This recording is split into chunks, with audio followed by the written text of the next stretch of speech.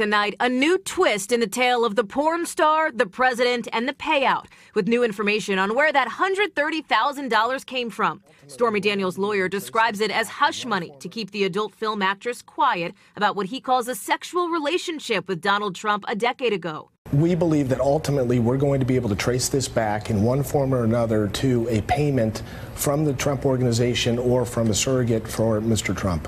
But tonight, the president's longtime lawyer, Michael Cohen, now says the money came from his own home equity line of credit, telling ABC News it was my money.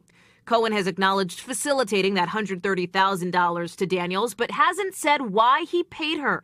And while Cohen has tried to distance this deal from the Trump Organization, this document, obtained by NBC News and other correspondents, show he conducted business related to it on his work email, a Trump Org address. Cohen says he routinely used that email for personal business.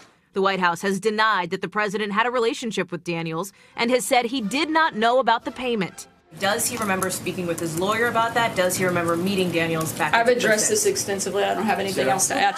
A storm of controversy building. Hallie Jackson, NBC News, the White House. Hey, NBC News fans, thanks for checking out our YouTube channel. Subscribe by clicking on that button down here and click on any of the videos over here to watch the latest interviews, show highlights, and digital exclusives. Thanks for watching.